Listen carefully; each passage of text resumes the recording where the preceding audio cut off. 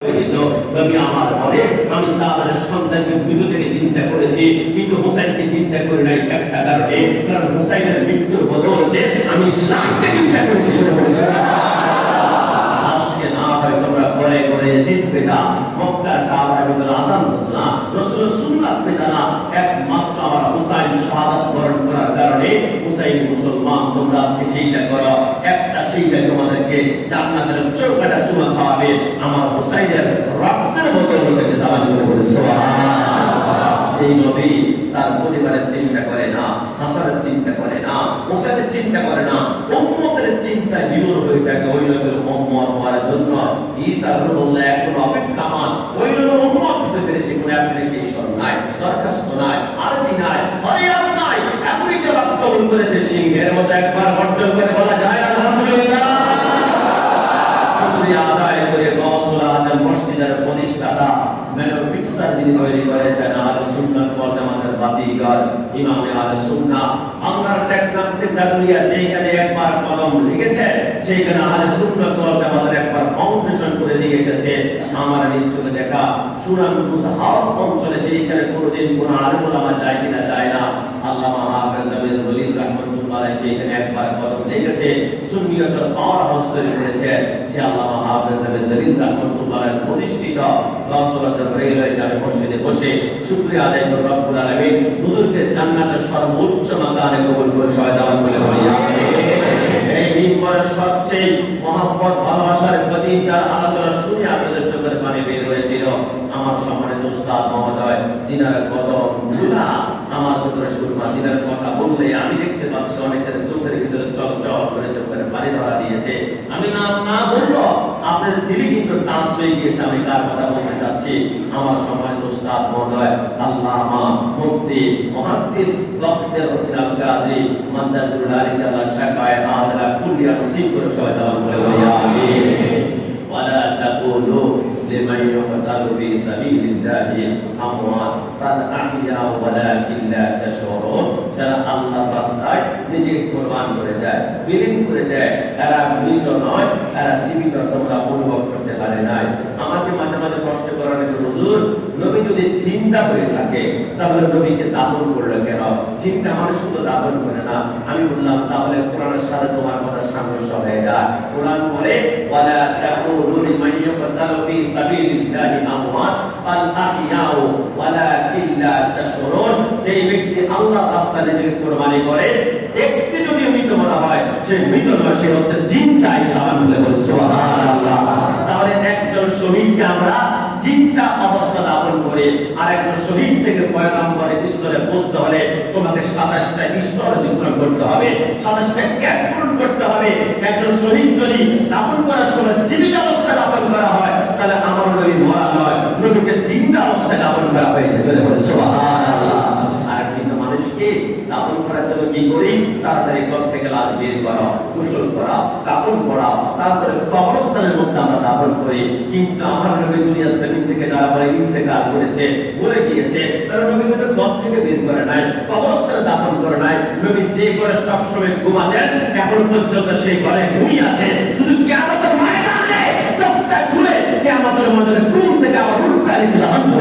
সুবহানাল্লাহ। আর চিন্তা মানুষকে কিন্তু আপনার দাফন করা হয়, আপনি বলবেন বুঝে নাই। আর মত তো শুধু আমি, শুধু মত আসবে। আপনি মৃত মানুষকে কবরে যাওয়ার পরে কোনটার নাকি চিন্তা প্রশ্ন করবে, বরং জবাবকে মৃত মানুষ দিকে নাকি চিন্তা মানুষ দিবে।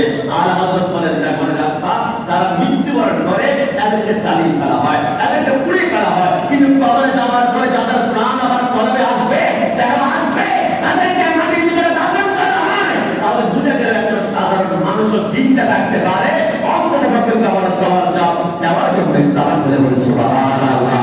আর সহজভাবে বুঝবেন যারা চিন্তাদেরকে দাফন করা হয়। আমাদের এলাকায় আমরা ধান চাষ করতে গেলে আগে ধানের বীজগুলা গরম একটা বস্তার ভিতরে ঢুকাই, ঢাকনা দিয়ে রাখি। এরপর 1 মাস পরে দেখি ধানের ভিতর থেকে চারা বের হয়েছে। যেগুলা ধানের চারা বের হয়েছে এগুলা এক পাশ করে, আরেক পাশে যেগুলা চিটা ভিতরে চারা বের হয় না, এদেরকে আমরা ফেলে দেই। অথবা আমাদের চুলার ভিতরে যদি আগুন না ধরে আমরা তুষ হিসাবে সেইগুলাকে ব্যবহার করে। আমার আল্লাহ বলে যার জীবন নাই তাকে তুষের ভিতরে ঢুকাও, আর যার চারা বের হয়েছে তাকে তোমরা ক্ষেতের মধ্যে রোপণ করো। তোমরা বুঝো নাই যারা বলে যায়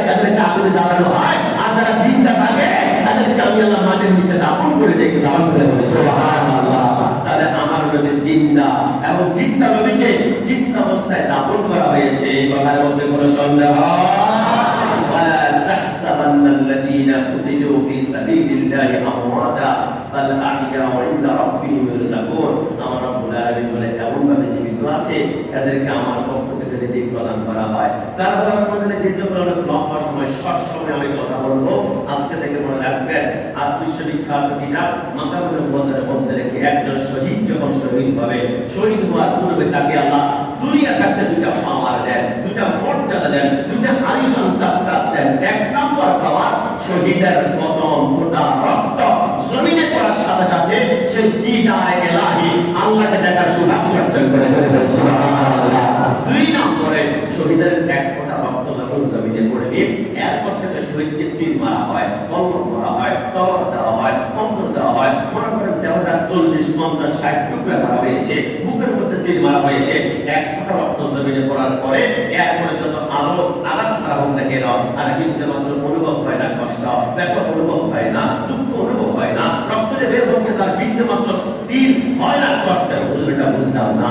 জালালউদ্দিন সুয়ুতী রাহমাতুল্লাহ আলাইহি ভাষ্য করা হয়েছে, হুজুর একটা মানুষকে মারবে, তীর মারবে, বল্লম মারবে, কিন্তু তার ব্যাপক অনুভব হবে না, এটা তো আমার ব্রেন আমাকে বোঝাতে পারে না, এটা আমার আকল আমাকে সাপোর্ট করে না।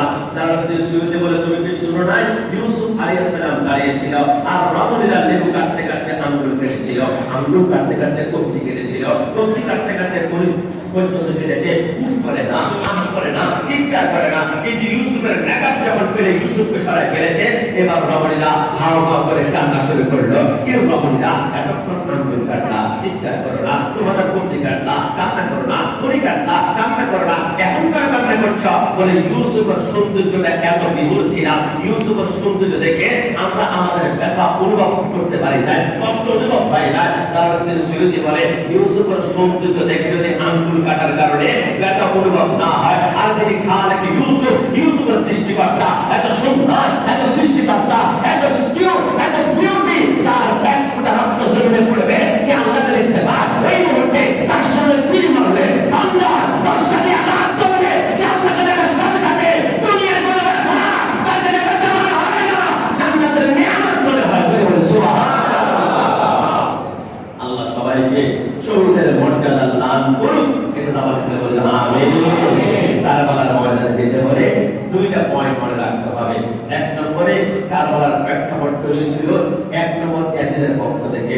ইয়াজিদের পক্ষ থেকে কেন হয়েছিল? কারণ ইয়াজিদ স্পষ্ট বলেছিল, আমি কারবালার আমি প্রতিশোধ নিয়েছি। কিসের প্রতিশোধ নিয়েছ? ইয়াজিদ বলে, আমি কারবালায় নিয়েছি বদরের যুদ্ধের প্রতিশোধ। বদরের যুদ্ধে আমি ইয়াজিদের অসংখ্য পূর্বপুরুষ যারা ছিল তাদেরকে তোমরা হত্যা করেছ, মেরে ফেলেছ। একজন না দুইজন, 70 জনকে তোমরা কারবালার জমিনে খুন করেছ। তাহলে বুঝে গেল আমরা মুসলমানরা কারবালার জমিনে কার বিরুদ্ধে আচরণ করেছে? কাফের বেঈমানের বিরুদ্ধে আচরণ করেছে। তাহলে কাফের বেঈমানকে মারার কারণে এদের মনে যখন দুঃখ লাগে, তখন এদেরকে কাফের বললে অনেকে সহ্য হয় না। আমাকে যদি কষ্ট করা হয়, এদেরকে আপনি কাফের মনে করেন কিনা? আমি বলি খোদার কসম, আর কাফের দুজনের কথা আমার কাছে মনে হয় এদিন হচ্ছে কাফের থেকে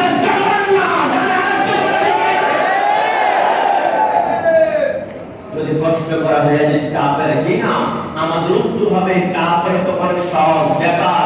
কাফের থেকে আর জঘন্য হচ্ছে ইয়াজিদ বলেছিল, আমি বদরের যুদ্ধের প্রতিশোধ আমি নিয়েছিলাম। বুঝতে পেরেছি তুমি নিয়েছ, আমার কথা আমাকে তুমি বলো তো, বদরের জমিনে আবু বকর ছিল, ওমর ছিল, ওসমান ছিল, মুহাম্মদ আলী ছিল, তুমি ইচ্ছে করলে সিদ্দিক একবার পরিবারকে অ্যাটাক করতে পারবা, ওমর ফারুকের পরিবারকে অ্যাটাক করতে পারতা, হযরত উসমানের পরিবারকে অ্যাটাক করতে পারতা, কিন্তু সিদ্দিককে ছেড়ে দিয়েছ, ওমরকে ছেড়ে দিয়েছ, ওসমানকে ছেড়ে দিয়েছ।